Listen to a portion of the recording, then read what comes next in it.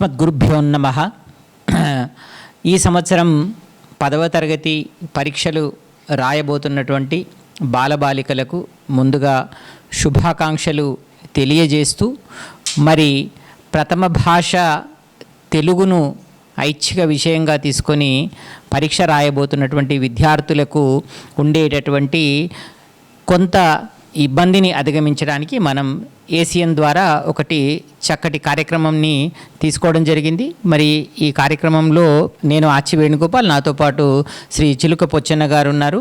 మరి ఈ సంవత్సరం 10వ తరగతి పరీక్షలలో మనం అత్యధిక మార్కులు సాధించాలంటే ఏ విధమైనటువంటి ప్రణాళికతో ముందుకు వెళ్తే మనం పరీక్షల యొక్క భయాన్ని, అలాగే పరీక్షలలో అత్యధిక మార్కుల సాధనకు అనుసరించాల్సినటువంటి విధానాల గురించి కాస్త తెలుసుకోవడానికి ప్రయత్నం చేద్దాం. నమస్కారం పొచ్చన్న సార్. నమస్కారం సార్. వేణు సార్ నమస్కారం. మరి 10వ తరగతి పరీక్షలలో మనకు ఈ సంవత్సరం ప్రధానంగా ఒక మార్పు కనిపిస్తుంది. అదేంటిదంటే పరీక్షకు మధ్యలో విద్యార్థుల మీద ఒత్తిడి అనేటటువంటిది లేకుండా ఒక పరీక్షకు ఇంకో పరీక్షకు మధ్యలో కనీసం 3 నుండి 4 రోజుల విరామం అనేటటువంటిది వచ్చింది. మరి ఈ విరామంని విద్యార్థులు ఏ విధంగా సద్వినియోగం చేసుకోవాలి అనేటటువంటి దాన్ని కాస్త తెలియజేస్తూ, తెలుగును ఏ విధంగా ప్రారంభించాలి, తెలుగు పరీక్షను ఏ విధంగా ప్రారంభించాలి అనేటటువంటి అంశాన్ని తెలియజేయండి. నమస్కారం సార్. అలా మరి ఈ సంవత్సరం 10వ తరగతి విద్యార్థులు మరి మొట్టమొదలు రాసేటటువంటి పరీక్ష తెలుగు. ముఖ్యంగా మొట్టమొదలు రాసే పరీక్ష తెలుగు కాబట్టి తెలుగు అనేసరికి కొంచెం పిల్లలు ఒత్తిడికి గురి కాకుండా చాలా క్షుణ్ణంగా చదివి భయం లేకుండా, ఎలాంటి భీతి లేకుండా విద్యార్థులు పరీక్ష రాసినట్టయితే వాళ్ళు పరీక్షను చాలా చక్కగా రాయడానికి అవకాశం ఉంటుంది సార్. మరి 10వ తరగతి విద్యార్థులందరికీ కూడా మరి ఈ పరీక్షల సందర్భంగా శుభాకాంక్షలు తెలుపుతున్నాను. ముఖ్యంగా 10వ తరగతి అనేటటువంటిది విద్యార్థులకు తొలిమెట్టు లాంటిది. తర్వాత ఎన్నో పరీక్షలు ఉంటాయి, కానీ 10వ తరగతి విద్యార్థులు మాత్రం ఈ తొలిమెట్టును చాలా చక్కగా రాసినట్టయితే మిగతా పరీక్షలు కూడా చాలా హాయిగా రాయడానికి అవకాశం ఉంటుంది. కాబట్టి విద్యార్థులు ఎలాంటి తొందరపాటు లేకుండా క్షుణ్ణంగా ప్రశ్నపత్రాన్ని 1కి 2 సార్లు చదివి సమాధానాలు రాసినట్టయితే వాళ్ళు చక్కగా రాయడానికి అవకాశం ఉంటుంది. ముఖ్యంగా మనం తెలుగు లోపల చూసినట్టయితే మొట్టమొదలు ప్రశ్న అనేటటువంటిది మనకు పరిచిత గద్యం నుండి రావడం అనేది జరుగుతుంది. మరి పరిచిత గద్యం అనేటటువంటిది 10వ తరగతి విద్యార్థుల యొక్క ఉపవాచకం రామాయణం నుండి ఒక పేరాగ్రాఫు ఇవ్వడం జరుగుతుంది. కాబట్టి విద్యార్థులు గాబరా పడకుండా ఆ పేరాగ్రాఫ్ను క్షుణ్ణంగా చదివి అర్థం చేసుకొని 2 సార్లు చక్కగా చదవాలి. చదివిన తర్వాత ఇవ్వబడ్డటువంటి 5 ప్రశ్నలను నెమ్మదిగా ఒక్కొక్క ప్రశ్న చదువుతూ అర్థం చేసుకున్న తర్వాత మరి ఆ జవాబులు రాయాలి. అంటే ఆ 5 ప్రశ్నలకు జవాబులు పేరాగ్రాఫ్లోనే ఉండడం జరుగుతుంది. కాబట్టి విద్యార్థులు 2 సార్లు చక్కగా పారాగ్రాఫ్లు చదివినట్టయితే 5 ప్రశ్నలకు చక్కగా సమాధానాలు రాయడానికి అవకాశం ఉంటుంది. మరి ఈ ప్రశ్న అనేటటువంటిది మామూలుగా చదివేటటువంటి విద్యార్థుల కొరకు రూపొందించబడ్డది. అంటే మామూలు చదివేటటువంటి విద్యార్థి కూడా ఈ పారాగ్రాఫ్ను చక్కగా చదివినట్టయితే 5టికి 5 మార్కులు సాధించడం చాలా తేలిక. కాబట్టి విద్యార్థులు ప్రశ్నలను ఒక్కొక్కదాన్ని చాలా చక్కగా నెమ్మదిగా చదివి సమాధానాలు రాసినట్టయితే 5టికి 5 మార్కులు మామూలు విద్యార్థి కూడా సాధించడానికి అవకాశము ఉంటుంది. అలాగే ఇక రెండవ ప్రశ్న ఏముంటుందంటే మనకు పరిచిత పద్యం. పరిచిత పద్యం ఎందులో నుండి వస్తున్నాయంటే సార్, మనకు పువ్వు గుర్తున్నటువంటి పద్యాల నుండి ఒక పద్యము 2 పద్యాలు ఇచ్చేసి ఆ పద్యాన్ని పూరించి భావం రాయండి లేదా ప్రతిపదార్థం రాయండి అనేటటువంటి ప్రశ్న రావడం జరుగుతుంది. ఈ ప్రశ్న కూడా విద్యార్థులు మరి సింపుల్గా వాళ్ళు రాయాలంటే దానశీలము అంటే తెలుగు లోపల మొదటి పాఠం దానశీలము, అలాగే 3వ పాఠం మనకు వీర తెలంగాణ మరియు భిక్షా పాఠం. ఈ 3 పాఠ్య భాగాలలో ఉన్నటువంటి పువ్వు గుర్తు పద్యాలను విద్యార్థులు చక్కగా జ్ఞాపకం చేసుకొని భావాలు కూడా జ్ఞాపకం చేసుకున్నట్టయితే తేలికగా ఈ రెండవ ప్రశ్నకు సమాధానాలు రాయడానికి అవకాశం ఉంటుంది. విద్యార్థులు గమనించాలి, పద్యాన్ని చక్కగా జ్ఞాపకం చేసుకోవాలి. ఎందుకంటే పద్యం పూరించి భావం రాయండి అని అడిగినప్పుడు పద్యానికి 3 మార్కులు, అలాగే భావానికి 2 మార్కులు కేటాయించడం జరిగింది. కాబట్టి విద్యార్థులు పాదభంగం లేకుండా చక్కగా పద్యాన్ని పూరించి భావం రాసినట్టయితే 5 మార్కులు సంపాదించడం తేలిక. అలాగే ఒక్కొక్కసారి ప్రతి పదార్థం రాయమని కూడా అడగచ్చు. కాబట్టి ప్రతి పదార్థం కూడా ఆ పువ్వు గుర్తున్నటువంటి పద్యాల నుండి అర్థాలన్నీ చక్కగా ఒక క్రమ పద్ధతిలో రాసినట్టయితే తప్పకుండా 5ంటికి 5 మార్కులు రావడం అనేది జరుగుతుంది. విద్యార్థులు ముఖ్యంగా దృష్టిలో ఉంచుకోవాల్సినటువంటి అవసరం ఏమంటే జవాబులు రాసే సందర్భం లోపల ఆ యొక్క ప్రశ్నలకు నంబర్లు చక్కగా కేటాయించాలి. మార్జిన్ అనేది చక్కగా కొట్టుకోవాలి. దస్తూరి ముఖ్యంగా మంచి దస్తూరితో రాయాలి. ఏదో గడబిడగా గాబరాగా రాయకుండా చాలా చక్కని దస్తూరితో రాసినట్టయితే మార్కులు 5ంటికి 5 మార్కులు కూడా పడడం అనేది జరుగుతుంది. కాబట్టి విద్యార్థులు దీన్ని దృష్టిలో ఉంచుకొని మంచి దస్తూరితో రాయాలని చెప్పేసి సూచించడం జరుగుతుంది. అలాగే దీని తర్వాత వచ్చేటటువంటి ప్రశ్న, 3వ ప్రశ్న ఏమంటే అపరిచిత పద్యం లేదా అపరిచిత గేయం లేదా అపరిచిత పారాగ్రాఫ్ లేదా రావచ్చు. కాబట్టి ఈ అపరిచిత పద్యం, గేయం లేదా కవిత లేదా పారాగ్రాఫ్ దీని లోపల విద్యార్థులు ఇంత కిందటి తరగతుల లోపల అంటే 5వ తరగతి 6, 7, 8, 9 తరగతుల లోపల విద్యార్థులు చదివినటువంటి అంశాలపైన అప్పుడు ముందు చదువుకున్నటువంటి పద్యాలు ఏవైతే ఉన్నాయో తేలికగా ఉన్నటువంటి సుమతి శతకం కావచ్చు, లేదా భాస్కర శతకం కావచ్చు, లేదా వేమన శతకం కావచ్చు, ఆ శతకాల నుండి ఒక పద్యం ఇవ్వడం జరుగుతుంది. ఆ పద్యం ఇచ్చేసి కింద 5 ప్రశ్నలు ఇవ్వడం జరుగుతుంది. ప్రతి ప్రశ్నకు 2 మార్కులు. కాబట్టి విద్యార్థులు ఈ యొక్క ప్రశ్న ఏదైతే ఉందో ప్రతి ప్రశ్నకు 2 మార్కులు, మొత్తం 10 మార్కులు ఈ యొక్క ప్రశ్నకు ఉన్నాయి. కాబట్టి విద్యార్థులు చాలా చక్కగా ఈ ప్రశ్నలను సమాధానాలు రాసినట్టయితే 10ంటికి 10 మార్కులు సాధించడానికి అవకాశం ఉంటుంది. కాబట్టి విద్యార్థులు 1కి 2 సార్లు చక్కగా ఇచ్చినటువంటి కవిత కావచ్చు, పద్యం కావచ్చు, గేయం కావచ్చు, పారాగ్రాఫ్ కావచ్చు, దాన్ని క్షుణ్ణంగా 1కి 2 సార్లు చదివి రాసినట్టయితే ఈ బిట్ నుండి కూడా విద్యార్థులు చక్కగా 10ంటికి 10 మార్కులు సాధించడానికి అవకాశం ఉంటుంది. కాబట్టి గాబరా పడకుండా చాలా చక్కగా మంచి దస్తూరితో రాసినట్టయితే 10 మార్కులు సాధించడం అనేది చాలా తేలికగా ఉంటుంది. అలాగే ఇది మొదటి బిట్. అంటే మొదటి బిట్లో ఫస్ట్ ప్రశ్నకు 5 మార్కులు పేరాకు, అలాగే పద్యాన్ని పూరించి భావం రాయండి లేదా ప్రతి పదార్థం రాయండి అనేటటువంటి ప్రశ్నకు 5 మార్కులు, 10 మార్కులు అయ్యాయి. అలాగే అపరిచిత పద్యం, గేయం, కవిత అనేటటువంటి ఈ ప్రశ్నకు 10 మార్కులు. మొత్తం ఫస్ట్ బిట్ లోపల మొత్తం 20 మార్కులు విద్యార్థులు, మామూలుగా చదివేటటువంటి విద్యార్థులు కూడా ఈ 20 మార్కులను సాధించడం చాలా సులభం. ఎందుకంటే విద్యార్థులు చక్కగా అర్థం చేసుకొని మంచి దస్తూరితో రాసినట్టయితే ఈ మొదటి బిట్లో 20కి 20 మార్కులు సాధించడం అనేది చాలా తేలిక. కాబట్టి విద్యార్థులు గాబరా పడకుండా నెమ్మదిగా చాలా చక్కగా పరీక్షలు రాయాలి. అలాగే రెండవ బిట్ చూసినట్టయితే స్వల్ప సమాధాన ప్రశ్నలు. ఈ రెండవ బిట్లో స్వల్ప సమాధాన ప్రశ్నలు మొత్తం మనకు 4 ఇవ్వడం జరుగుతుంది. ప్రతి ప్రశ్నకు 3 మార్కుల చొప్పున కేటాయించడం జరిగింది. మరి ఈ 4 మార్కులు ఏ పాఠాల నుండి వస్తాయని చెప్పేసి మనము తెలుసుకున్నట్టయితే మనము ఈ 12 మార్కులు సాధించడం కూడా చాలా తేలిక అవుతుంది. మొట్టమొదలు మనము విద్యార్థులు ఏం చేయాలంటే కవి పరిచయం, అంటే కవులకు సంబంధించినటువంటి ప్రశ్న ఒకటి తప్పకుండా ఈ స్వల్ప సమాధాన ప్రశ్నలో కవులకు సంబంధించినటువంటి ప్రశ్న తప్పకుండా వస్తుంది. కాబట్టి ముఖ్యంగా కవుల గురించి కవి కాలము, కవి బిరుదులు, కవి రచనలు, అలాగే కవి రచనా శైలి, ఇవన్నీ కవి యొక్క తల్లిదండ్రులు, ఈ అంశాలను ఒక పేరా మాదిరిగా కాకుండా ఒక క్రమ పద్ధతి లోపల వీటన్నింటినీ రాసినట్టయితే ఈ 3 మార్కులు సాధించడం అనేది చాలా తేలికగా సాధించవచ్చు.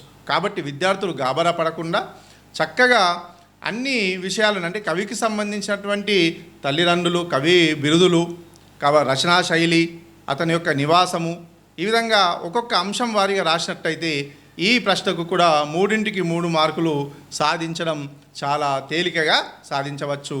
ఈ 3 మార్కుల ప్రశ్న ఏదైతే ఉందో దీనికి దాదాపు 6-7 వాక్యాల లోపల మనం సమాధానాలు చక్కని దస్తూరితో రాసినట్టయితే మరి చాలా చక్కగా మార్కులు సాధించడానికి అవకాశం ఉంటుంది.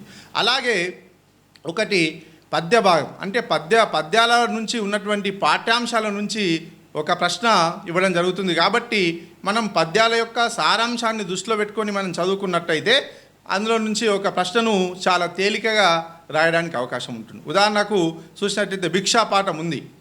మరి వ్యాసుడు అంటే కాశీ పట్టణంలో బ్రాహ్మణ స్త్రీలు భిక్షని ఏ విధంగా పెడతారు అనే ప్రశ్న ఉంది. అంటే ఆ పాఠం పైన మనకు అవగాహన ఉంటే విద్యార్థులు చక్కగా రాయడానికి అవగాహన అనేటటువంటిది ఉంటుంది. అలాగే గద్య భాగ పాఠ్యాంశాల నుంచి ఒక ప్రశ్న అనేది రావడం జరుగుతుంది. కాబట్టి విద్యార్థులు ఆ అంశాలను కొంచెం క్షుణ్ణంగా గుర్తుంచుకున్నట్టయితే తేలికగా రాయడానికి అవకాశం ఉంటుంది. ఉదాహరణకు భూమిక పాఠ్యభాగం ఉంది. భూమిక పాఠ్యభాగం నుండి మరి కొన్ని అంశాల వారీగా మనకు నెల్లూరు కేశవస్వామి కథల నుండి ఒక ప్రశ్న అనేది వస్తుంది. కాబట్టి ఆ అంశాలను విద్యార్థులు చక్కగా గుర్తుంచుకున్నట్టయితే 3 మార్కులు సంపాదించడం చాలా తేలిక. ఉదాహరణకు మొన్న కూడా అడగడం జరిగింది, యుగాంతం కథను వివరించండి అని అన్నారు. అలాగే రూహి ఆపా కథ గురించి తెలియజేయండి, లేదా చార్మినార్ కథ గురించి వివరించండి అని చెప్పేసి ఈ విధంగా అంటే ఆ అంశాన్ని అడుగుతుండ్రు. కాబట్టి విద్యార్థులు ఈ భూమిక పాఠ్యాంశంలో ఉన్నటువంటి అంశాలు నెల్లూరు కేశవస్వామి యొక్క కథల యొక్క ఈ అంశాలన్నింటిని కూడా కొద్దిగా గుర్తుంచుకున్నట్టయితే విద్యార్థులు చక్కగా ఈ 3 మార్కుల ప్రశ్నలకు 4ంటికి 4 ప్రశ్నలకు చాలా చక్కగా సమాధానాలు రాస్తే మొత్తము 12 మార్కులు సాధించడానికి అవకాశం ఉంటుంది. కాబట్టి విద్యార్థులు గాబరా పడకుండా ఈ స్వల్ప సమాధాన ప్రశ్నలు ఏవైతే ఉన్నాయో వీటికి దాదాపు 6 నుంచి 7 వాక్యాలలో చాలా మంచి దస్తూరితో రాసినట్టయితే ప్రతి ప్రశ్నకు 3ంటికి 3 మార్కులు సాధించి మొత్తం ఈ 2వ బిట్కు సంబంధించి 12 మార్కులు సాధించడం చాలా తేలికగా ఉంటుంది. మంచి మార్కులు సాధించడానికి అవకాశం ఉంటుంది. కాబట్టి విద్యార్థులు ప్రశ్నను 1కి 2 సార్లు క్షుణ్ణంగా చదివి చక్కని దస్తూరితో పరీక్షలు రాసినట్టయితే వాళ్ళు తెలుగు లోపల మంచి మార్కులు సాధించడానికి అవకాశము ఉంటుంది. వేణు సార్, అలాగే మరి మొదటి బిట్లో వచ్చేటటువంటి ప్రశ్నలు, అలాగే 2వ బిట్లో వచ్చేటటువంటి ప్రశ్నలు, ప్రశ్నపత్రం యొక్క సరళి అనేటటువంటిది మొదటి బిట్లో 20 మార్కులు, అలాగే 2వ బిట్కు సంబంధించినటువంటి 12 మార్కుల గురించి మరి తెలియజేయడం జరిగింది. మరి వేణు సార్, అలాగే వ్యాసరూప సమాధాన ప్రశ్నలు ఒక్కొక్క ప్రశ్నకు 7 మార్కులు. కాబట్టి మరి వ్యాసరూప ప్రశ్నలు ఏవైతే ఉన్నాయో మరి విద్యార్థులు ఈ వ్యాసరూప సమాధాన ప్రశ్నలు అనేటటువంటివి మరి వేటిని చదవాలి, మరి ఏ పాఠ్యాంశాల నుంచి మనకు ఈ ప్రశ్నలు మరి ఇవ్వడం జరుగుతుంది అనేది మరి వ్యాసరూప సమాధానాల గురించి వివరించవలసిందిగా ఆచి వేణుగోపాల్ సార్ గారిని కోరుతున్నాను సార్. పొచ్చన సార్, ముందుగా మీరు తెలియజేసిన దాని ప్రకారం మనకు అవగాహన ప్రతిస్పందన అనేటటువంటి అంశాన్ని తీసుకున్నప్పుడు ఇది 20 మార్కులకు సంబంధించినటువంటిది మొదటి భాగంగా ఉంది. ఆ తర్వాత 2వ భాగానికి వచ్చినప్పుడు ఈ 2వ భాగంలో ప్రధానంగా మనకు స్వీయ రచన అనేటటువంటి అంశం ఆధారంగా బాలబాలికలు ప్రశ్నలకు జవాబులు రాయాల్సి ఉంటుంది.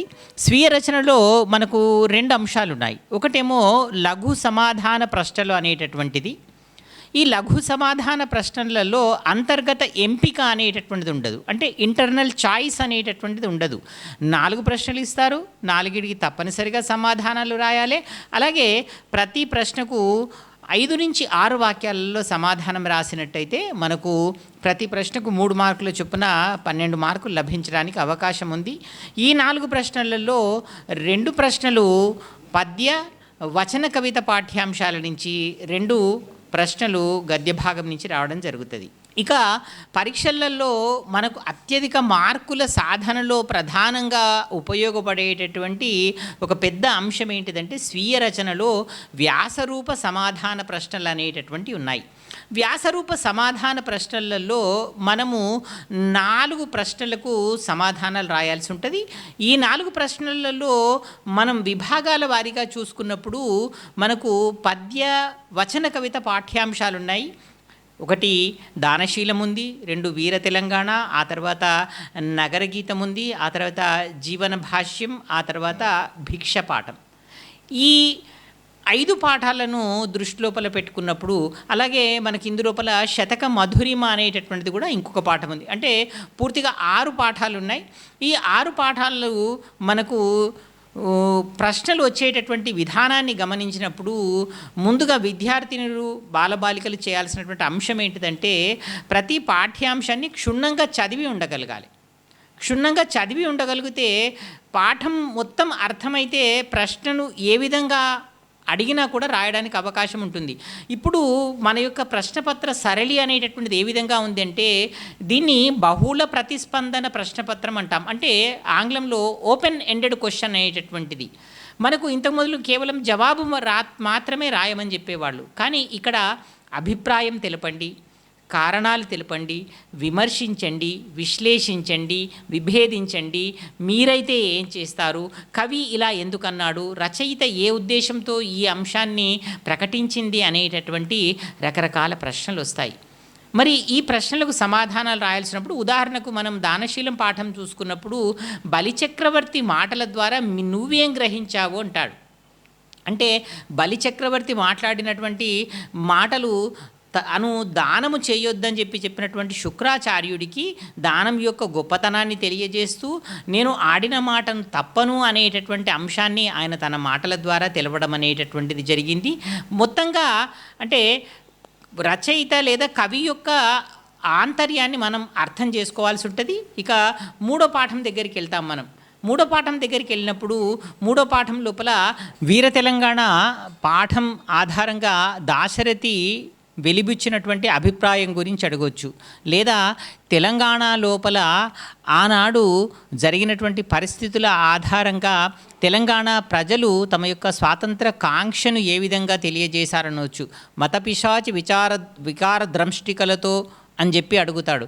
ఇలా అన్నప్పుడు దాని ద్వారా నువ్వేం అర్థం చేసుకున్నావని చెప్పవచ్చు. తెలంగాణమున గడ్డిపోచయును సంధించను కృపాణము అని చెప్పి అంటాడు. అంటే తెలంగాణ వీరుల యొక్క పరాక్రమం ఏ విధంగా ఉంది, తెలంగాణ గొప్పతనం అనేటటువంటిది ఏంటిది, తెలంగాణ లోపల నిజాం పరిపాలన కాలంలో ప్రజలు అనుభవించినటువంటి ఆ యొక్క ఏదైతే నిర్బంధం ఉందో ఆ నిర్బంధం తొలగిన తర్వాత ఒక కొత్త సూర్యోదయం అనేటటువంటిది వచ్చింది. ఆ కొత్త సూర్యోదయాన్ని ప్రజలు ఏ విధంగా స్వాగతించారు అనేటటువంటి దాన్ని, లేదా వీర తెలంగాణ పాఠ్యభాగ సారాంశం రాయండి అనేటటువంటిది, ఈ విధంగా బహుళ ప్రతిస్పందనలతో కూడినటువంటి మనకు ప్రశ్నలు రావడానికి అవకాశం ఉంటుంది. ఇక నగరగీతం పాఠం దగ్గరికి వెళ్ళినట్టయితే, నగరగీతం పాఠం ద్వారా అలిశెట్టి ప్రభాకర్ గారు నగరాన్ని తన కళ్ళతో ఏ విధంగా చూశారంటాడు. అంటే నగరంలో ఉండేటటువంటి వాహనాల రొదను లేదా ప్రజల యొక్క హడావిడిని ఆయన ముందు మాటల్లోనే ఏం చెప్తారు, నగారా మోగిందా నయగరా దుమికిందా 4 రోడ్ల కూడలిలో ఏమది అని చెప్పి అంటాడు. అంటే నగరాన్ని మనం మామూలుగా చూసేటటువంటి దృష్టికోణం కాకుండా నగరం మొత్తాన్ని ఆయన ఏ విధంగా పరిశీలించారు. ఉదాహరణకు నగరంలో పిల్లలు నడుస్తూ వెళ్ళేటటువంటి దాన్ని ఆయన పేవ్మెంట్ల మీద విరబూసిన కాన్వెంటు చదువుల పుప్పొడి అని చెప్పి అంటాడు.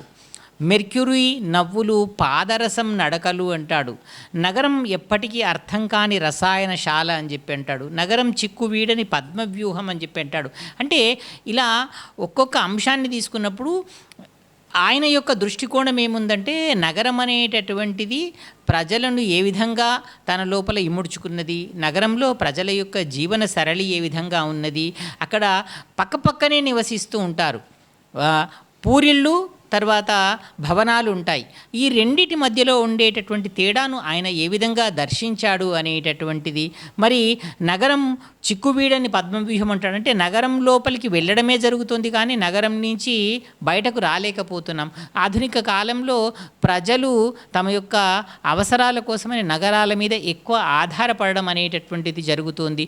మరి నగరంలో అందరూ ఒకళ్ళకొకళ్ళు తెలిసి ఉంటారా అంటే తెలిసి ఉండరు. ఒక వ్యక్తికి ఇంకొక వ్యక్తి అసలు పరిచయం పక్కనే ఉన్నటువంటి వ్యక్తిని కూడా మనం పట్టించుకోకుండా ప్రతిరోజు మన జీవన పోరాటం అనేటటువంటిది మనం చేస్తూనే ఉంటాం. ఈ విధంగా ఆయన నగరం లోపల ఉండేటటువంటి అనేక రకాల అంశాలను గమనించిండు. నగరం ఎప్పటికి కూడా అర్థం కాకుండా ఉంటుంది అని చెప్పి అనేటటువంటి అంశాలను మనకు ఇందులోపల తెలియజేయడం అనేటటువంటి జరిగింది. మరి ఇక ఇక్కడి నుంచి మనం ముందుకు వెళ్ళినట్టయితే ఇంకొక పాఠ్యభాగం మనకేముందంటే పద్య భాగం లోపల శతక మధురిమ అనేటటువంటి ఉంది. శతక మధురిమ లోపల శతక పద్యాలు సమాజానికి మార్గదర్శకాలుగా ఉంటాయని చెప్పి, శతక పద్యాల ద్వారా మీరేం గ్రహించారని చెప్పి, శతక పద్యాలు చదవడం ద్వారా నైతిక విలువల పెంపొందుతాయి అని చెప్పి అనేటటువంటిది, ఇలా అనేక రకాల అంశాలు అనేటటువంటి ఉన్నాయి. పుస్తకం యొక్క గొప్పదనాన్ని తెలియజేస్తూ మంచి మిత్రుడు పుస్తకంతో సమానం, పొత్తంబై కడు నేర్పుతో హితమునుద్బోధించు మిత్రుండు అని చెప్పి చెప్తాడు. ఇంకా లేదా ఊరూరన్ జనులెల్ల భిక్షమిడరో యుండన్ గుహల్ గల్గబో అంటాడు. ఇంకా బండన భీముడు ఆర్తజన బాంధవుడు అని చెప్పి అంటాడు. తర్వాత దేవుడి పూజ చేయడానికి అవసరమైనటువంటి పుష్పాలు ఏవి అని చెప్పి ఆయన అడుగుతాడనమాట. అంటే ఇక్కడ మనం అన్ని పద్యాల యొక్క సారాంశాన్ని బాగా గినక చదువుకోగలిగితే ఏవైనా మీరు శతక పద్యాల ద్వారా మీరు గ్రహించినటువంటి అంశాలు ఏమున్నాయని అడుగుతాడు. శతకం మధురిమ పాఠం ఆధారంగా మీరు గమనించిన అంశాలు తెలియజేయండి అంటాడు. శతకాలు మానవ జీవితానికి మార్గదర్శకాలని అడుగుతాడు. శతకాలు చదవడం ద్వారా మనకి ఏం లాభం ఉంటుందని అడుగుతాడు. నీకు శతక పద్యాల ద్వారా ఏం తెలిసింది అని అడుగుతాడు. ఇలా రకరకాలైనటువంటి ప్రశ్నలు అడగడానికి అవకాశం అనేటటువంటిది ఉంటుంది. ఇక మనం ఇక్కడి నుంచి ముందుకెళ్ళినట్టయితే సీనారే గారు రాసినటువంటి జీవన భాష్యం అనేటటువంటి పాఠం అనేటటువంటిది ఉంది. జీవన భాష్యం అనేటటువంటి పాఠం మనకు జీవితానికి నిర్వచనం అంటే ఏంటిది, పదవులా లేకుంటే ఓటమియా లేకుంటే మనిషి తనంతట తాను బ్రతకడమా అనేటటువంటి అనేక రకాల అంశాలు తెలియజేశారు. దీంట్లో ఎడారి దిబ్బలు దున్నితే ఫలమేముందనకు అని చెప్పి అంటాడు. అంటే మనం ఒకవేళ కష్టపడి ముందుకు గినక వెళ్ళగలిగితే ఎడారి లోపల కూడా మంచి పంటలు పండించగలుగుతాము అని చెప్పి అని అంటాడు. కష్టాలు వచ్చాయని చెప్పి మనం బాధపడుకుంటూ కూర్చుంటే లాభం లేదు, ఆ కష్టాలను ఎదిరించడానికి ప్రయత్నం చేయమని చెప్పి అని అడుగుతాడన్నమాట. మరి మనిషి తాను ఒక్కడే నివసించకుండా నలుగురితో కలిసి నివసించినప్పుడే మనుషులు 10 కూడితేనే ఒక ఊరవుతుంది అంటాడు. అంటే మానవుడు సంఘజీవి, మనుషులు అందరూ కూడా కలిసి ఉండాలి అని చెప్పి అంటాడు. మరి మనిషికి విలువలు అవసరమా లేకుంటే పదవులు లేదా కీర్తి అవసరమా అని చెప్పినప్పుడు మానవుడికి అవసరమైనటువంటిది విలువలతో కూడినటువంటి జీవనమే కానీ పదవులు కానీ కీర్తికాంక్ష కానీ ధనం కానీ అవసరం లేదు అని చెప్పి జీవితానికి నిర్వచనం అనేటటువంటిది ఏంటిది అనేటటువంటి అంశాన్ని మనకు ఈ పాఠం ద్వారా ఆయన తెలియజేస్తారు. అలాగే ఇక చివరి పాఠంకి వెళ్ళినట్టయితే భిక్ష అనేటటువంటి పాఠం. ఈ భిక్ష అనేటటువంటి పాఠం మనకు శ్రీనాథుడు రాసినటువంటిది. భిక్ష పాఠం ద్వారా మనకేం తెలియజేస్తాడంటే ప్రాచీన కాలంలో భిక్ష ఎందుకు గొప్పది, ఆ రోజుల్లో మునులు ఋషులు గొప్ప వాళ్ళు బుద్ధుడు లాంటి వాళ్ళు కూడా భిక్షను ఆచరించిండ్రు. మరి మనిషి తన యొక్క అరిషడ్ వర్గాలలో కోపాన్ని జయించకుండా ఉంటే ఏ విధమైనటువంటి ఇబ్బందులు పడతాడు.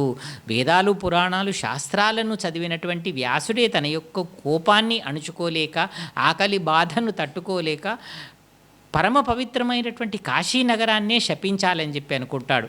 మరి ఈ పాఠం ద్వారా కోపం అవసరం లేదు అని చెప్పి తెలియజేస్తూనే ప్రాచీన కాలంలో భిక్ష యొక్క గొప్పదనము, ఏ విధంగా భిక్ష అడుక్కునేవాళ్ళు, మరి భిక్ష అడుక్కునేటటువంటి వాళ్లకు ఆ ప్రాచీన కాలంలో భిక్షను ఇవ్వడాన్ని ప్రజలు ఎంత గౌరవమైనటువంటి పనిగా భావించేటటువంటి వాళ్ళు అని చెప్పి చెప్తాడు. ఈ 6 పాఠాలను మనం దృష్టిలోపల పెట్టుకున్నప్పుడు మనము తప్పనిసరిగా ఒక వచన కవితలో మనకు జీవన భాష్యం అనేటటువంటి పాఠం ఉంది, ఆ తర్వాత నగరగీతం ఉంది. ఈ రెండిట్లలో తప్పనిసరిగా ఒక ప్రశ్న రావడానికి అవకాశం అనేటటువంటిది. ఇంకొక ప్రశ్న వీర తెలంగాణ కావచ్చు, దానశీలం పాఠం కావచ్చు, శతక మధురిమ కావచ్చు, భిక్ష కావచ్చు. మరి ఇక్కడ బాలబాలికలు చేయాల్సింది ఏంటిదంటే కొంత పద్యభాగం ఇబ్బంది అన్నప్పుడు మనం వచన కవిత గేయంగా ఉన్నటువంటి గజల్, సినారె రాసిన గజల్ను, అలిశెట్టి ప్రభాకర్ రాసినటువంటి నగరగీతం అనేటటువంటి వచన కవితని గినక బాగా గినక చూసుకోగలిగితే మనకు ఇక్కడ అంతర్గత ఇంటర్నల్ చాయిస్ ఉంది. అంతర్గత ఎంపిక లోపల ఒక ప్రశ్న ఇది తప్పనిసరిగా రావడానికి అవకాశం ఉంటుంది. మనం దీంట్లోపల 7 మార్కులు మంచిగా సాధించడానికి అవకాశం అనేటటువంటిది ఉంటుంది. ఇక రెండవ అంశం, స్వీయ రచనలో వ్యాసరూప సమాధాన ప్రశ్నలలో మనకు గద్యభాగ పాఠ్యాంశాలు ఉన్నాయి. గద్యభాగ పాఠ్యాంశాలు ఇంతకు మొదలు 6 ఉండే, ఇప్పుడు మనకు లక్ష్య సిద్ధి అనేటటువంటి పాఠాన్ని తొలగించిన తర్వాత మనకు ఎవరి భాష వాళ్లకు వినసొంపు, కొత్త బాట, ఆ తర్వాత భాగ్యోదయం, ఆ తర్వాత గోలకొండ పట్టణం, చివరగా భూమిక, ఈ పాఠాలు ఉన్నాయి. అంటే ఇందులో నుంచి కూడా 2 ప్రశ్నలు వస్తాయి. మనం రాయాల్సింది ఒకే ప్రశ్న. మరి దీంట్లో సులభమైనటువంటి విధంగా మనం ఏ విధంగా మార్కులు సంపాదించగలుగుతామని చెప్పి అనుకున్నప్పుడు మొదటి 3 పాఠాలు ఏవైతే ఉన్నాయో, ఎవరి భాష వాళ్లకు వినసొంపు, ఆ తర్వాత కొత్త బాట, ఆ తర్వాత భాగ్యోదయం, ఈ పాఠాలను కనుక మనం మంచిగా చూసుకున్నట్టయితే తప్పనిసరిగా ఒక ప్రశ్న ఈ 3 పాఠాల ఆధారంగా రావడానికి అవకాశం ఉంటుంది. మరి ఎవరి భాష వాళ్లకు వినసొంపు అనేటటువంటి పాఠాన్ని చూసుకున్నప్పుడు ఇది మన ఆదిలాబాద్ జిల్లా వాస్తవ్యులైనటువంటి సామల సదాశివ మాస్టర్ గారు రాసినటువంటి పాఠం. ఇందులోపల ఆయన మన భాష మనకెందుకు గొప్పది అనేటటువంటి దాన్ని తెలియజేస్తూ, మాండలిక భాషలు అనేటటువంటివి బాగుంటాయి అని చెప్పి తెలియజేస్తాడు. మన భాషలో మనం మాట్లాడాలనేటటువంటి అంశాన్ని తెలియజేస్తాడు. ఆ తర్వాత ఆయన అనేక మందిని గురుస్థానీయులుగా భావించారు. చాలామంది దగ్గరికి ఆయన ప్రత్యక్షంగా వాళ్ళని కలుసుకోకపోయినా వాళ్ళ రచనల ద్వారా, వాళ్ళ పుస్తకాల ద్వారా, వివిధ సమావేశాల్లో, వివిధ సందర్భాల్లో ఎవరెవరిని తన గురుతుల్యులుగా, గురుస్థానీయులుగా భావించారు అని చెప్పి అడగడానికి అవకాశం ఉంటుంది. అలాగే ఆడవాళ్ల నోటి వెంట అసలైన భాష అనేటటువంటి దాన్ని వివరించడానికి ప్రయత్నం చేయమని చెప్పి అడగొచ్చు. అలాగే మొహల్లాతి జుబాన్కు తర్వాత మన మొహల్లాతి జుబాన్ అనేటటువంటిది అంటే అంతఃపుర స్త్రీలు మాట్లాడే భాష ఏ విధంగా గొప్పదిగా ఉంటుంది అనేటటువంటి అంశాన్ని తెలియజేయడానికి ప్రయత్నం చేయడం అనేటటువంటి జరుగుతుంది. అలాగే మీర్ తఖ్మీర్ అనేటటువంటి కవి గురించి కూడా చెప్తాడు ఆయన. మీర్ తఖ్మీర్ అనేటటువంటి కవి చాలా ఉర్దూ భాషలో చాలా గొప్ప కవి. ఆయన చెప్తారనమాట తన కవిత రూపంలో, ఓ మేరే షేర్ హై ఖవ్వాస్ పసంద్ ఫర్ మేరీ గుఫ్తుగు అవామ్ సే హై అని చెప్పి అంటారు. అంటే నా కవితను గొప్ప వ్యక్తులు ఇష్టపడ్డా, నేను మాత్రం నా కవితలో వాడినటువంటి పదాలు సామాన్యమైన భాషలో వాడాను అని చెప్పి చెప్తారు. మరి మీర్ తఖ్మీర్ యొక్క కవిత్వం ఎందుకు గొప్పది అనేటటువంటి అడగడానికి అవకాశం అనేటటువంటిది ఉంటుంది. ఆడవాళ్ల నోటి వెంట అసలైన భాష అంటే మీరేం అర్థం చేసుకున్నారు? బేగమాతి జుబాన్, మొహల్లాతి జుబాన్ అనేటటువంటిది. మొహల్లాతి జుబాన్ అని చెప్పి అన్నప్పుడు మామూలుగా వీధి మనుషులు మాట్లాడేటటువంటి భాష. బేగమాతి జుబాన్ అన్నప్పుడు అంతఃపుర స్త్రీలు మాట్లాడేటటువంటి భాష. మరి ఈ అంశాల ఆధారంగా మనం 4 మనకు విభాగాలు ఉన్నాయి. మరి ఈ పాఠం లోపల మనకు కొద్దిగా మంచి చక్కటి దృష్టి పెట్టినట్టయితే సులభంగా అంశాలు అర్థం కావడానికి అవకాశం ఉంటుంది. ఆ తర్వాత పాకాల యశోదారెడ్డి గారు రాసినటువంటి కొత్త బాట అనేటటువంటి పాఠం లోపల మనకు తమ్ముడు తమ యొక్క గ్రామాన్ని ఏ విధంగా బాగు చేశామో అక్కకు తెలియజేయడం అనేటటువంటి జరుగుతుంది. దీంట్లో ప్రధానంగా మనకు వర్ణన, మొదటి భాగంలో వర్ణనకు సంబంధించి అనేటటువంటి అంశం ఉన్నది. దాని ఆధారంగా ఒక ప్రశ్న రావచ్చు. ఆ తర్వాత మనకు రెండో భాగాన్ని చూసుకున్నప్పుడు అక్కడ గ్రామంలో ఉండేటటువంటి పెద్దవాళ్ళందరూ రచ్చబండ మీద కూర్చుంటే మామూలు వ్యక్తులు కింద కూర్చునేటటువంటి వాళ్ళు. మరి ఈ తేడాను తమ్ముడు తొలగించడం అనేటటువంటి జరిగింది. అలాగే గ్రామంలో ఉండేటటువంటి ధనికుల ఇళ్ల ముందటి నుంచి పోయేటప్పుడు పరదాలు కట్టుకొని పోయేటటువంటి సంస్కృతి అనేటటువంటిది తొలగిపోయింది. అలాగే అక్కడ గోపాలరాయుడు, రంగరాయుడు అనేటటువంటి 2 భూస్వాములు ఉంటారు. వాళ్ళు వడ్డీలకిచ్చి ప్రజలను అనేక రకాల బాధలు పెడతారు. ఆ మిత్తి దొరసాని అనేటటువంటి పదాన్ని మనకు యశోదారెడ్డి గారు వాడతారు. ఆయనను ఆ ఊరి నుంచి ఏ విధంగా బయటకు పంపేశారనేటటువంటిది. అలాగే గ్రామంలో ఉండే బాలబాలికలకు చదువుల కోసం అని చెప్పి సవారి బంగ్లాలో పాఠశాల నెలకొల్పడం అనేటటువంటిది. ఇలా విభిన్న అంశాల సమాహారం. అంటే ఇవన్నీ కొత్త మార్పులు అన్నమాట. తమ్ముడు అతడి యొక్క మిత్ర బృందం చేసినటువంటి ఇవన్నీ కొత్త మార్పులు. ఈ అంశాల ఆధారంగా మనకు ప్రశ్నలు రావడానికి అవకాశం అనేటటువంటిది ఉంటుంది. కొంత ఇది మహబూబ్ నగర్ జిల్లా మాండలికంలో ఉంది కాబట్టి కొంత పదజాలం అనేటటువంటి దాన్ని 1-2 సార్లు విద్యార్థులు మంచిగా పరిశీలించగలిగితే దీంట్లోంచి కూడా ఒక ప్రశ్న రావచ్చు. ఇక ఆ తర్వాత భాగ్యారెడ్డి పాఠం దగ్గరికి వెళ్ళినప్పుడు భాగ్యారెడ్డి వర్మ పాఠాన్ని కృష్ణస్వామి ముదిరాజు గారు రాశారు. భాగ్యారెడ్డి వర్మ తన కాలంలో ఆది హిందూ సమాజాన్ని ఏ విధంగా మేల్కొల్పిండు, సమాజంలో ఆనాడు ఉన్నటువంటి దురాచారాలు ఏమేమి ఉండే, మురళీ సంప్రదాయం కావచ్చు, వేశ్య సంప్రదాయం కావచ్చు, ఆ తర్వాత దేవదాసి సంప్రదాయం కావచ్చు, మద్యపానం కావచ్చు, అవిద్య అనేటటువంటిది కావచ్చు. ఈ 4-5 అంశాల ఆధారంగా ఆయన సమాజాన్ని గొప్పగా సంస్కరించడము, ఆది హిందువుల అభ్యున్నతి కోసం కృషి చేయడము, దేశంలో ఉండేటటువంటి ఆది హిందువులను ఏకతాటిపైకి తీసుకొచ్చి రమారమి 3348 సభలలో ఆయన ఉపన్యాసాలు ఇచ్చి ఆది హిందూ సమాజాన్ని దేశం మొత్తం జాగృతం చేశారు. ఆనాటి కాలం లోపల గాంధీ, నెహ్రూ లాంటి వాళ్ళలాగానే ఈయన తన యొక్క సమాజంలో ఏ విధమైనటువంటి సంస్కరణలు తీసుకొచ్చాడు. ఆది హిందువుల యొక్క జనాభా లెక్కలు సేకరించడము, ఆది హిందువుల యొక్క యువతీ యువకులకు ఆటల పోటీలు, సాంస్కృతిక కార్యక్రమాలు అనేటటువంటివి హైదరాబాద్ నగరంలో నిర్వహించి వాళ్ళల్లో ఒక చైతన్యాన్ని, ఒక ఆత్మవిశ్వాసాన్ని కలిగించడం అనేటటువంటిది. ఈ అంశాల ఆధారంగా మనం భాగ్యారెడ్డి వర్మను మరో అంబేద్కర్గా చెప్పడానికి అవకాశం అనేటటువంటిది ఉంది. మరి ఆనాటి సమాజాన్ని, హైదరాబాదు సమాజాన్ని ఈయన ఏ విధంగా సంస్కరించాడు అనేటటువంటి దాన్ని మనకు ఈ పాఠం ద్వారా కృష్ణస్వామి ముదిరాజు గారు వివరించారు. ఈ అంశాలను దృష్టిలో పెట్టుకుంటే నేను చెప్పినటువంటి 3 పాఠాలు అయ్యాయి. ఈ 3 పాఠాలను కనుక ఒకవేళ బాలబాలికలు బాగా కనుక చూసుకోగలిగితే తప్పనిసరిగా ఒక వ్యాసరూప సమాధాన ప్రశ్న వస్తుంది. ఇక మనం రెండో భాగంలో చూసుకున్నప్పుడు ఇక్కడ ఆదిరాజు వీరభద్రరావు గారు రాసినటువంటి గోలకొండ పట్టణము అనేటటువంటి పాఠం ఒకటి ఉంది. ఆ తర్వాత చివరిగా మనకు నెల్లూరి కేశవస్వామి రాసినటువంటి భూమిక పాఠం ఒకటి ఉంది. గోలకొండ పట్టణం పాఠాన్ని చూసుకున్నప్పుడు మనం దీన్ని భాగాలుగా విభజిస్తే ఒక్కొక్క భాగం నుంచి ఒక వ్యాసరూప ప్రశ్న తయారవుతుంది. ముందుగా గోలకొండ పట్టణం యొక్క నిర్మాణం గురించి అడగడానికి అవకాశం అనేటటువంటిది ఉంటుంది. ఎన్ని బురుజులు ఉన్నాయి, ఎన్ని కోటల సమాహారంగా ఉంది, దాన్ని ఎవరు నిర్మించారు, ఏ విధమైనటువంటి సౌకర్యాలు అక్కడ కల్పించడం అనేటటువంటిది జరిగింది, సైనికులు ఏ విధంగా పహారా కాసేటటువంటి వాళ్ళు, తర్వాత నగరం యొక్క వైశాల్యం ఎంత ఉంది, చుట్టుకొలత ఎంత ఉంది, అలాగే ప్రధానంగా ఇక్కడ రూఫ్ గార్డెన్స్ అనేటటువంటిది లఘు సమాధాన ప్రశ్నగా కూడా రావడానికి అవకాశం అనేటటువంటిది. మరి రూఫ్ గార్డెన్స్ యొక్క విశిష్టత ఏంటిది, మిద్దెల తోటలు అని చెప్పి అంటాం, వీటి యొక్క విశిష్టత ఏంటిది, దిల్కుష అతిథి భవనం అనేటటువంటి దాన్ని ఎందుకోసం వాడినరు, నగీనా బాగ్ అంటే ఏంటిది అనేటటువంటివి ఇవన్నీ నిర్మాణంలో వస్తాయి. అలాగే ఇక్కడ దొడ్డ బాల్బోవా వృక్షం అనేటటువంటిది ఉంటుంది. దీని గురించి ఇవన్నీ నిర్మాణంలో వచ్చేటటువంటి అంశాలన్నమాట. ఇక్కడ రెండో భాగంకి వచ్చినప్పుడు వ్యాపార వాణిజ్యాలు ఏ విధంగా కొనసాగినాయి గోలకొండ పట్టణంలో, ఆ రోజు ఏ విధమైనటువంటి వ్యాపారం జరిగింది. తెలంగాణ లోపల గోలకొండ పట్టణాన్ని ఈజిప్టుతో పోల్చడం జరిగింది. ఎందుకు ఈజిప్టుతో పోల్చండి, ఈజిప్టులో ఏ విధంగా వ్యాపార వాణిజ్యాలు జరిగేవో ఆ విధమైనటువంటి వ్యాపార వాణిజ్యాలు అనేటటువంటివి గోలకొండలో జరిగినాయి. అనేక దూర తీరాల నుంచి, మోటుపల్లి ఓడరేవు నుంచి ఇక్కడి వరకు సరుకులు తీసుకురావడము, ఎక్కడెక్కడి నుంచో వ్యాపారులు రావడము, రత్నాలు ముత్యాలు రాసులుగా పోసి ఇక్కడ అమ్మడము, మనకు ధరలతో సహా ఇచ్చిండు. పెగోడా అనేటటువంటిది, హొన్ను అనేటటువంటిది, బంజారా దర్వాజా అనేటటువంటిది, పొగాకు అనేటటువంటిది, ఉప్పు అనేటటువంటిది, అవి ఆ రోజుల్లో ఎందుకు విశిష్టమైనవి, కోట లోపలికి పోవాలంటే ఏ విధమైన పరిస్థితులు ఉండేవి, వ్యాపార వాణిజ్యాలు ఏ విధంగా జరిగాయి అనేటటువంటిది రెండో భాగంలో వస్తాయి.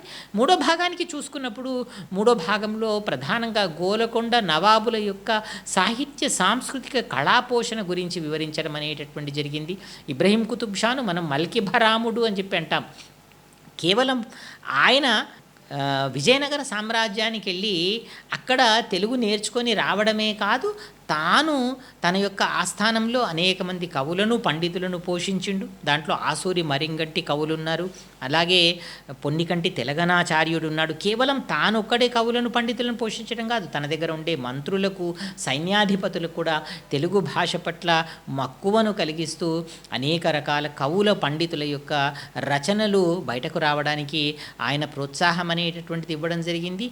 అంతేకాకుండా గోలకొండ నవాబుల లోపల చాలామంది ఉత్తమ సాహిత్య సాంస్కృతిక అవగాహనతో ఎప్పుడూ తమ యొక్క ఇబ్రహీం కుతుబ్ షా కూడా తన చుట్టూ పండితులను పెట్టుకొని ఉండేటటువంటి వాడు. ఇవి ఉన్నాయి. ఇక ఆ తర్వాత దీంట్లో ఒక ప్రధానమైనటువంటి ప్రశ్న ఈ మధ్య కాలంలో ఉమ్రావుల కళాపోషణ అనేటటువంటిది ఇచ్చాడు. ఉమ్రావులు అంటే ఆ రోజు గొప్పగా కళలను పోషించేటటువంటి వాళ్ళు బయటకు వెళ్తే ఏ విధమైనటువంటి సంరంభం అనేటటువంటిది ఉండేది. వెనక ముందు గుర్రాలతో, ఒంటెలతో, సైనికులతో, బాకాలతో వాళ్ళు పల్లకీలో కూర్చొని గుల్దస్తా పట్టుకొని ఏ విధంగా వాళ్ళు వీధులలో తిరిగేవాళ్ళు. మరి ఆనాటి వీధులు ఎంత విశాలంగా ఉండేవి, ఏనుగులు కూడా నడిచేవి మనంటే మరి ఎంత విశాలమైనటువంటి ఉండేవి. అలాగే గోలకొండ పట్టణంలో నివసించేటటువంటి ప్రజలు ఏ విధమైనటువంటి రూప లావణ్యాలతో ఉండేటటువంటి వాళ్ళు. ఆనాడు ప్రజలు ఆహార ప్రియులు, ఏ విధమైనటువంటి ఆహారాన్ని తీసుకున్నారు, వాళ్ళ యొక్క నిత్య జీవితంలో ఏ విధమైనటువంటి భోగాలాలసతో సుఖమైన జీవితాన్ని గడిపారనేటటువంటి అంశాలు, ఇలా 4 అంశాల ఆధారంగా గోలకొండ పట్టణం ఉంది. ఇక చివరిగా మనం చివరి పాఠానికి వెళ్ళినట్టయితే భూమిక పాఠం అనేటటువంటిది ఉంది. ఇది పుస్తకాన్ని పరిచయం చేస్తూ నెల్లూరి కేశవస్వామి గారు పుస్తకాన్ని పరిచయం చేస్తూ రాసినటువంటి నెల్లూరి కేశవస్వామి పుస్తకాన్ని మనకు ఇక్కడ పరిచయం చేయడం అనేటటువంటిది జరిగింది. నెల్లూరి కేశవస్వామి ఆనాటి కాలంలో తాను చూసినటువంటి హైదరాబాద్ నగరం ఏ విధంగా ఉంది, స్వతహాగా ఆయన ఆంధ్రుడు, ఆయన ఇక్కడ స్థిరపడ్డ తర్వాత ఇక్కడే చదువుకొని ఇక్కడనే ఉద్యోగం చేస్తాడు. మరి ఆయన ఆ రోజు చూసినటువంటి హైదరాబాద్ నగరం ఏ విధంగా ఉంది, హైదరాబాద్ నగరంలో ప్రజల జీవన విధానం ఏ విధంగా ఉంది, హిందూ ముస్లింల మధ్య సఖ్యత అనేటటువంటిది ఏ విధంగా ఉంది, మరి వాళ్ళ మధ్యలో వైరుధ్యాలు అనేటటువంటివి వచ్చినప్పుడు, వాళ్ళ లోపల గొడవలు అనేటటువంటివి వచ్చినప్పుడు సమాజం లోపల ఒకళ్ళకొకళ్ళు ఏ విధంగా ప్రజలు కలిసిమెలిసి మెలిగారు అనేటటువంటి దాన్ని చెప్తాడు. ప్రధానంగా మనకు యుగాంతం అనేటటువంటి ఒక కథ, ఇది భీష్మ సహాని గారు రాసినటువంటి తమస్ అనేటటువంటి నవలను ఆధారంగా చేసుకొని హైదరాబాద్ నగరం యొక్క భారతదేశంలో హైదరాబాద్ నగరం విలీనమైపోయిన తర్వాత జరిగినటువంటి పరిస్థితులు ఏ విధంగా ఉన్నాయి, ఆ రోజు భూస్వామ్య వ్యవస్థ కావచ్చు, నవాబుల పరిపాలనలో, రజాకర్ల పరిపాలన లోపల హైదరాబాద్ నగరం ఏ విధమైనటువంటి కష్టాలను అనుభవించింది అనేటటువంటిది దీంట్లో ఆయన చెప్పడానికి ప్రయత్నం అనేటటువంటిది చేస్తారు. ఇక రెండో అంశంలో మనం అక్కడ చూసుకున్నప్పుడు ఆయన రాసినటువంటి 2 కథల సంపుటాలు ఉన్నాయి. మొదటిది పసిడి బొమ్మ, ఆ తర్వాత చార్మినార్ కథలు. చార్మినార్ కథలు చాలా విశిష్టమైనటువంటివి. తెలుగు సాహిత్యంలో ప్రేమ్చంద్ సరసన నిలపగలిగేటటువంటి సత్తా ఉన్నటువంటి కథలుగా మనము కేశవస్వామి కథలని చెప్పుకోవచ్చు. ఈ చార్మినార్ కథలు కేవలం 12 కథలే ఉన్నాయి. ఈ 12 కథలు ఆణిముత్యాలు లాంటివి. ఇందులో ప్రధానంగా మనం చూడాల్సినటువంటిది భరోసా కావచ్చు, వంశాంకురం కావచ్చు, కేవలం మనుషులం కావచ్చు, రుహి ఆపా కథ కావచ్చు. ఇలా ఒక్కొక్క కథను ఆ రోజు హైదరాబాద్ నగరాన్ని ఆయన ఏ విధంగా పరిశీలించారు, ప్రజల జీవన వ్యవహారాలు ఏ విధంగా ఉన్నాయి, వాళ్ళ యొక్క నిత్య జీవితంలో వాళ్ళు ఎలాంటి సంఘర్షణ అనుభవించారు, హిందూ ముస్లింల మధ్యలో ఏ విధమైనటువంటి సఖ్యత అనేటటువంటిది ఈ కథలలో చెప్పడానికి ఆయన ప్రయత్నం చేస్తారు. తప్పనిసరిగా ఈ 2 పాఠాలు కూడా మనకు విద్యార్థులు ఎక్కువ మార్కులు సాధించాలన్నప్పుడు ఈ 2 పాఠాలను కూడా బాగా క్షుణ్ణంగా పరిశీలించగలిగితే మనకు ఇంకొక 7 మార్కులు వస్తాయి. ఇక ఆ తర్వాత మనం 3వ అంశంకి వెళ్ళినప్పుడు రామాయణం అనేటటువంటిది మనకు ఉపవాచకంలో ఉంది. రామాయణం 6 కాండాలతో కూడి ఉన్నటువంటిది, ప్రధానంగా చాలా పెద్దగా ఉంది. కాబట్టి ఇక్కడ విద్యార్థులు చేయాల్సినటువంటి ఒక అంశం ఏముందంటే, మొదటి 3 కాండాలు కనుక మనం చక్కగా చదవగలిగితే 2 ప్రశ్నలు వస్తాయి, ఒక ప్రశ్నకు సమాధానం రాయాలి. ఆ 3 కాండాలు చూసుకున్నప్పుడు తప్పనిసరిగా ఒక ప్రశ్న రావడానికి అవకాశం ఉంది. ఈ 3 కాండాలలో మనకు బాలకాండ కావచ్చు, అయోధ్యకాండ కావచ్చు, అరణ్యకాండ కావచ్చు. ఈ 3 కాండాలలో ప్రధానంగా మనకు రామాయణ రచనకు దారితీసినటువంటి పరిస్థితులు ఏ విధంగా ఉన్నాయి, వాల్మీకి రామాయణాన్ని ఏ విధమైనటువంటి పరిస్థితుల్లో రచించాడు అనేటటువంటిది, అలాగే రామాయణం యొక్క విశిష్టత అనేటటువంటిది మారీచుడితో చేత చెప్పిస్తాడు. రామో విగ్రహవాన్ ధర్మ సత్యధర్మ పరాక్రమ అని చెప్పి అంటాడు. అంటే ఎందుకు అన్నాడు, రామాయణం యొక్క విశిష్టత ఏంటిది, ఆధునిక కాలంలో రామాయణం ఎందుకు చదవాలి, రామాయణం ద్వారా మనం గమనించాల్సినటువంటి అంశాలు ఏ విధంగా ఉన్నాయి, నిత్య జీవితంలో రామాయణం మనకు ఏ విధమైనటువంటి స్ఫూర్తిని అందిస్తుంది అనేటటువంటిది. ప్రధానంగా చూసుకున్నప్పుడు రామాయణంలో అన్నదమ్ములను గమనించినప్పుడు రాముడు, లక్ష్మణుడు, భరతుడు వీళ్ళు తమ యొక్క సోదరభావానికి ఏ విధమైనటువంటి ఉదాహరణలు, అలాగే వాలి సుగ్రీవుడు ఉన్నాడు, వీళ్ళు ఏ విధమైనటువంటి ఉదాహరణలు, అలాగే విభీషణుడు, రావణుడు ఉన్నాడు.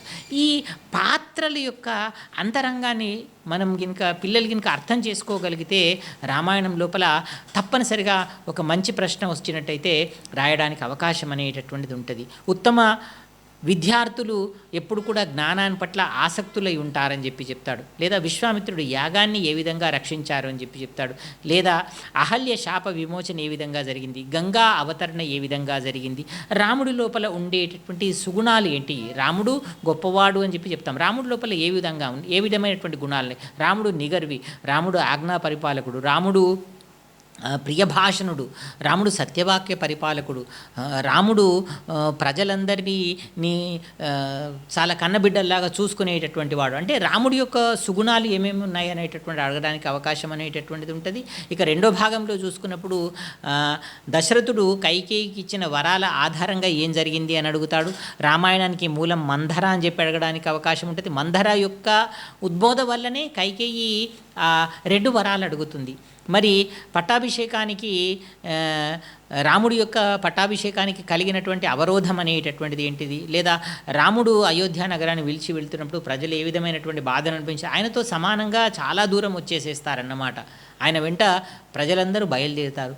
అయోధ్య నగరం నుంచి రాముడు బయటకు వెళ్ళేటప్పుడు జరిగినటువంటి పరిస్థితులు ఏమని అడగవచ్చు, లేదా గుహుడి గురించి అడగవచ్చు. ఆ తర్వాత అరణ్యకాండ లోపల రాముడు ఏ ఏ ప్రాంతాలు తిరిగిండు, ఏ ఏ గురువులను ఋషులను కలుసుకోవడం అనేటటువంటి జరిగింది, అక్కడ కలుసుకున్నప్పుడు వాళ్ళ ద్వారా ఏ విధమైనటువంటి అస్త్రశస్త్రాలను సంపాదించిండు, విశ్వామిత్రుడి ద్వారా ఏ విధమైనటువంటి అస్త్రశస్త్రాలు సంపాదించిండు అనేటటువంటి ఇలాంటి అంశాలన్నీ రావడానికి అవకాశం అనేటటువంటిది ఉంటుంది.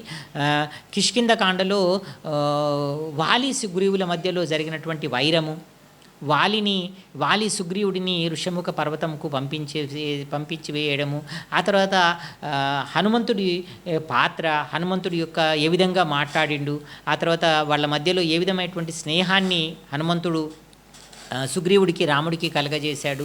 మరి సుగ్రీవుడికి రాముడు ఏ విధమైనటువంటి సహాయాన్ని ఇచ్చేశాడు. ఆ తర్వాత సుందరాకాండ లోపల సీత అన్వేషణ ఏ విధంగా జరిగింది, సీత అన్వేషణకు ఎవరెవరు ఏ విధమైనటువంటి ప్రయత్నాలు చేశారు, లంకా నగరానికి చేరుకున్న తర్వాత హనుమంతుడు గమనించినటువంటి అంశాలు ఏముంటాయి అనేటటువంటిది. ఆ తర్వాత చివరగా యుద్ధకాండ లోపల యుద్ధంలో ఎవరెవరు ఏ విధమైనటువంటి అస్త్రశస్త్రాల ప్రయోగం జరిగింది, హనుమంతుడు, రాముడు, లక్ష్మణుడు యుద్ధాన్ని ఏ విధంగా ముందుకు తీసుకెళ్లారు, చివరికి రావణుడిని విభీషణుడు వ్యతిరేకించడం అనేటటువంటిది, విభీషణుడు వచ్చేయడం అనేటటువంటిది, కుంభకర్ణుడు కూడా హితబోధ చేస్తాడు. ఇలా విభిన్నమైనటువంటి పాత్రలు కనిపిస్తాయి.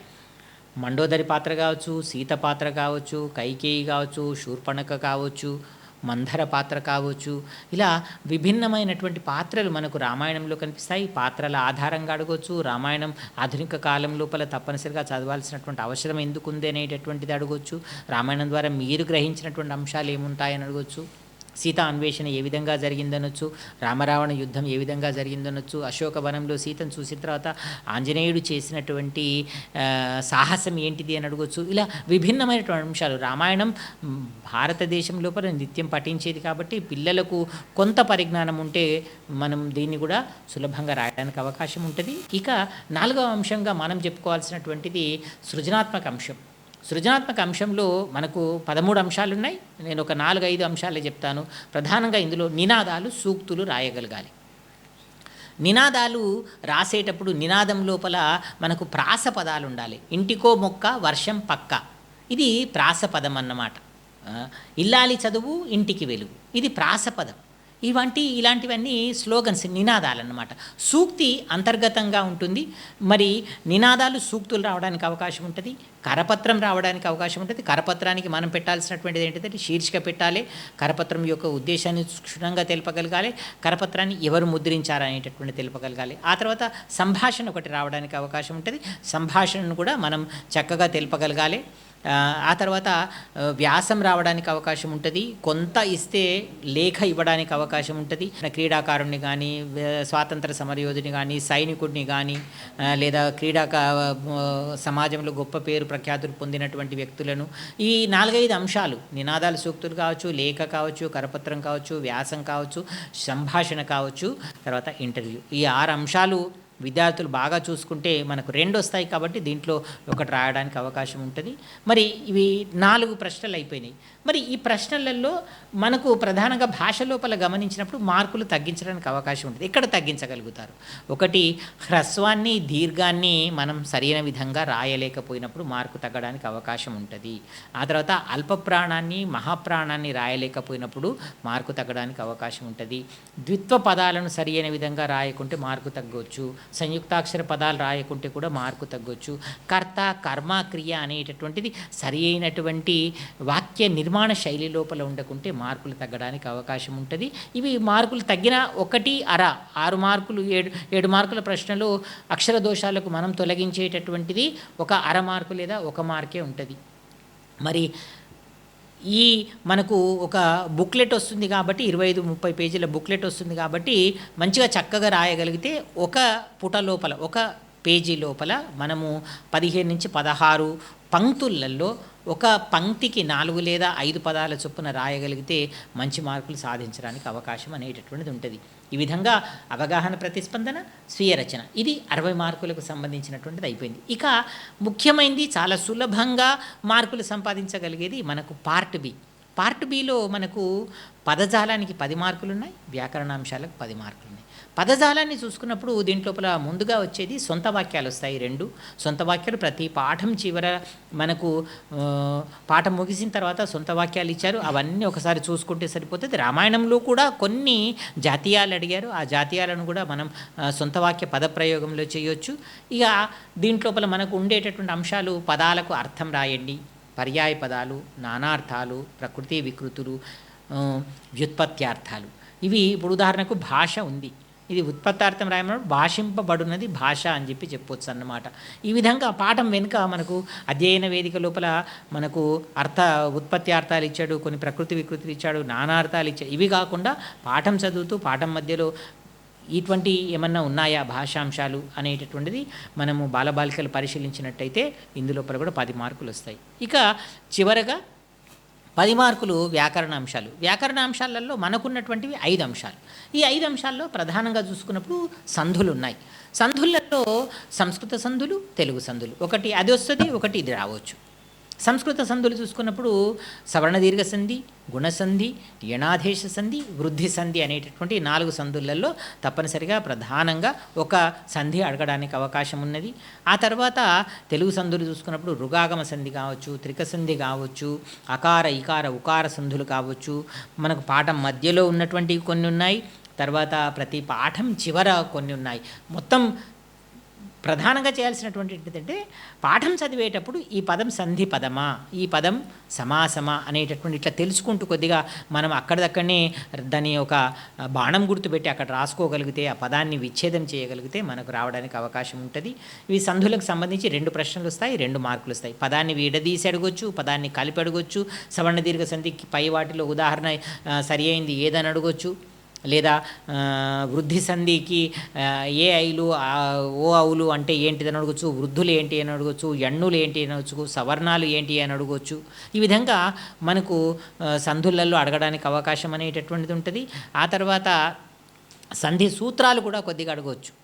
సంధి సూత్రాలు కూడా పాఠం వెనుక చిన్నగా ఉన్నాయి, వాటిని గమనించాలి. సమాసాలకు వచ్చినప్పుడు కర్మధారయ సమాసాలు ఉన్నాయి, తత్పురుష సమాసాలు ఉన్నాయి. సులభంగా మార్కులు సంపాదించే 2 సమాసాలు ఏంటి? ద్వంద్వ సమాసము, ద్విగు సమాసం. సంఖ్య ఉన్నట్టయితే అది ద్విగు సమాసం అవుతుంది, 2 పదాలు కలిసినట్టయితే ద్వంద్వ సమాసం అవుతుంది. అలాగే బహువ్రీహి సమాసం అనేటటువంటిది అంటే పదం యొక్క అర్థం కాకుండా వేరే అర్థాన్ని సూచింపజేసేటటువంటిది. ఉదాహరణకు ముక్కంటి ఉంది, 3 కన్నులు కలవాడు, కలది కలవాడు అని వస్తే అది బహువ్రీహి సమాసం అవుతుంది. ఈ విధంగా ఈ 3 సమాసాలు చూసుకోగలగాలి. ఇక్కడ కర్మధారయ సమాసాలు, తత్పురుష సమాసాలు, ప్రథమ తత్పురుషం నుంచి సప్తమి తత్పురుషం వరకు. లేదా విభక్తులు అడగొచ్చు, వలనన్ కంటెంట్ పట్టి అనేటటువంటిది ఎక్కడొస్తుంది, లేదా అందున్నన్ అనేటటువంటి దాంతో వచ్చేటటువంటి సమాసం ఏది అని అడగొచ్చు. లేదా ఉపమాన పూర్వపదం కానీ ఉపమాన ఉత్తర పదం కానీ విశేషణ. ఇప్పుడు ఉదాహరణకు గోలకొండ పట్టణము ఉన్నది, దీన్ని సమాసంగా అడగొచ్చు. ఇదేంటిది? ఊహ ప్రధానంగా ఉండేటటువంటి సంభావన పూర్వపద కర్మధారయ సమాసం అవుతుంది. దీన్ని మనకు తెల్ల గోడ అని అడుగుతాడు, తెల్లనైన గోడ విశేషణం ప్రధానంగా ఉన్నది కదా, విశేషణ పూర్వపద కర్మధారయ సమాసం. ఈ విధంగా సమాసాలు ఉన్నాయి. ఆ తర్వాత మూడో అంశం దగ్గరికి వచ్చినప్పుడు మనకు అలంకారాలు ఉంటాయి. అలంకారాల్లో శబ్ద అలంకారాలు ఉన్నాయి, అర్థాలంకారాలు ఉన్నాయి. శబ్ద అలంకారాలలో శబ్దం ప్రధానంగా ఉంటుంది. వృత్యానుప్రాసం కావచ్చు, అనేక పదాలు, ఒకటే అక్షరం అనేక సార్లు ఆవృత్తి కావడం వృత్యానుప్రాసం అవుతుంది. అర్థభేదం ఉంటే ఒక అలంకారం అవుతుంది, తాత్పర్య భేదం ఉంటే ఒక అలంకారం అవుతుంది, ప్రాస పదాలతో కూడి ఉంటే ఒక అలంకారం అవుతుంది. ఇవి శబ్దాలంకారాలు. అర్థాలంకారాలకు వచ్చినప్పుడు ఉపమాలంకారం కావచ్చు, రూపకాలంకారం కావచ్చు, ఆ తర్వాత అతిశయోక్తి అలంకారం కావచ్చు, తర్వాత స్వభావోక్తి అలంకారం కావచ్చు. ఇవి ప్రధానంగా అడగడానికి అవకాశం అనేటటువంటిది ఉన్నది.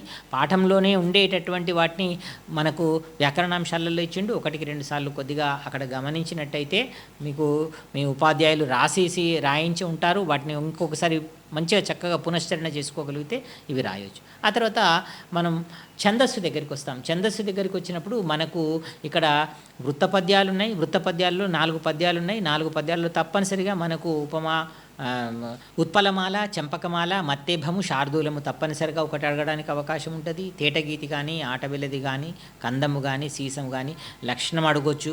లేదా ఇంద్రగణాలు ఎన్ని ఉంటాయని అడగొచ్చు, చంద్రగణాలు ఎన్ని ఉంటాయి, సూర్యగణాలు ఎన్ని ఉంటాయని అడగొచ్చు.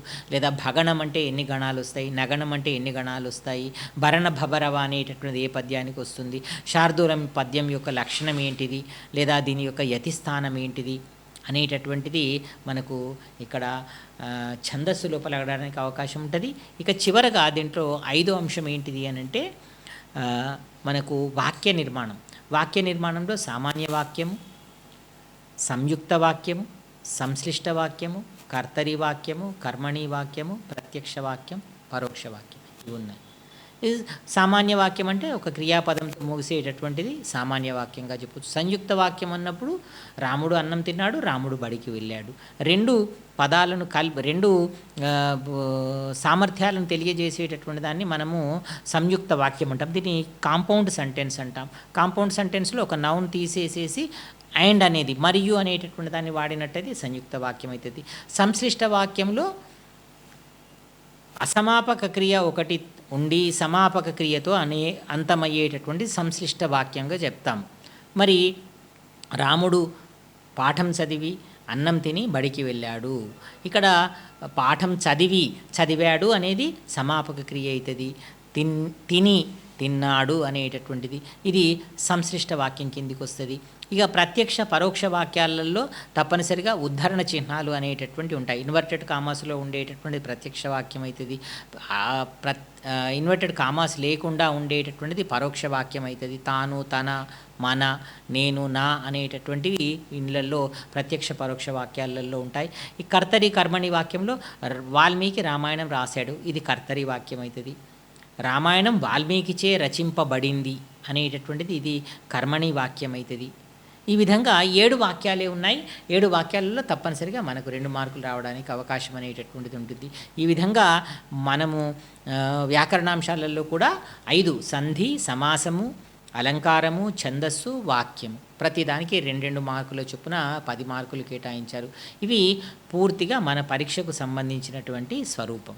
మరి పరీక్ష లోపల ఇన్ని రాయాలి అన్నప్పుడు మనకు ఉండేటటువంటి 3 గంటల 15 నిమిషాలను ఎలా సద్వినియోగం చేసుకోవాలి? 15 నిమిషాలు తప్పనిసరిగా ప్రశ్నపత్రం చదవండి.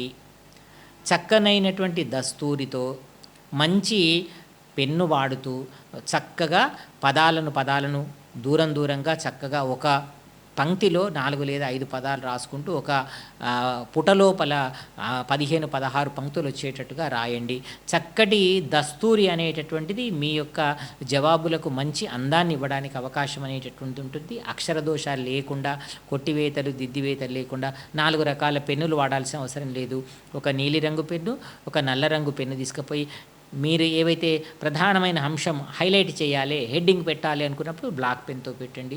మిగతా అన్నీ నీలిరంగు పెన్తో మీరు జవాబులు రాయడానికి ప్రయత్నం చేయండి. జెల్ పెన్ కానీ ఇంక్ పెన్ కానీ తీసుకువెళ్ళకుండా ఉంటే బాగుంటుంది. ఇక అక్షర దోషాలు లేకుండా రాయండి. సమయపాలన ఏ విధంగా చేసుకోవాలి? మొదటి అరగంట అవగాహన ప్రతిస్పందన 20 మార్కులు, రెండవ అరగంట లోపల లఘు సమాధాన ప్రశ్నలు అనేటటువంటి రాయగలగాలి. ఇక ఆ తర్వాత 4 వ్యాసరూప ప్రశ్నలకు 20 నిమిషాల చొప్పున కేటాయించుకోగలిగితే అవి ఒక 80 నిమిషాలు అవుతాయి. ఇవి ఒక గంట అవుతుంది. గంట 80 నిమిషాలు అవుతాయి మనకున్న 3 గంటల సమయంలో. ఆ తర్వాత ఒక అరగంట మనకు పార్ట్ బికి ఉంటుంది. అన్నీ రాసిన తర్వాత మనకి ఇంకా బాగా అనిపించినటువంటివి మీరు అదనపు సమాధానాలు అని చెప్పి రాయడానికి ప్రయత్నం చేయండి. తప్పనిసరిగా ఒక 10 నిమిషాల మొదలు ఆబ్జెక్టివ్ టైప్ పార్ట్ బి ఇవ్వడానికంటే మొదలే మీ యొక్క జవాబులు రాసి ఒకసారి అన్ని ప్రశ్నలకు సమాధానాలు రాసామా లేదా అనేటటువంటి దాన్ని పరిశీలన చేసుకోవడానికి ప్రయత్నం అనేటటువంటి చేయండి. ఒక్కొక్కసారి మనము రాస్తాని ప్రశ్నపత్రంలో దానికి టిక్కు పెట్టుకుంటాము, ఆ తర్వాత జవాబు పత్రంలో రాయం, లేదా ఒక జవాబు అనుకుంటాము ఇంకొక జవాబు రాసేస్తాం. టైం మేనేజ్మెంట్, సమయ పాలన అనేటటువంటి చాలా ప్రధానమైనటువంటి అంశం. అందరికీ 3 గంటలే ఉంటాయి.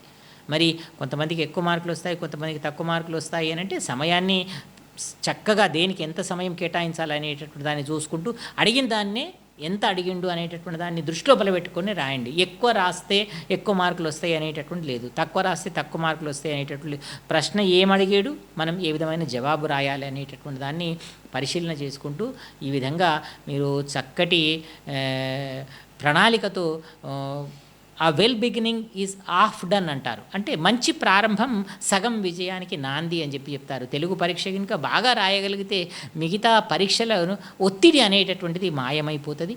మరి ఈ విధమైనటువంటి ప్రయత్నాన్ని చేస్తూ తల్లిదండ్రులను ఉపాధ్యాయులను కొద్దిగా పిల్లలకు ఒత్తిడి అనేటటువంటిది లేకుండా, మార్కులు ప్రధానం అనేటటువంటిది కాకుండా వాళ్ళ తెలివితేటలు వాళ్ళు చదివిన సంవత్సరం అంతా చదివినటువంటి దాన్ని చక్కగా రాసేలాగా భయపెట్టకుండా, మార్కులు కొద్దిగా 1-2 మార్కులు తక్కువ వచ్చినా ఏం కాదు అనేటటువంటి దాన్ని చెప్తూ మరి పిల్లలను తయారు చేయగలిగితే మన జిల్లా పాలనాధికారి కూడా అనేక రకాలైనటువంటి కార్యక్రమాల ద్వారా పిల్లలకు ఈ సంవత్సరం ఇంకా మరింత ఉత్తమ ఫలితాల కోసమని ప్రయత్నం అనేటటువంటి చేశారు.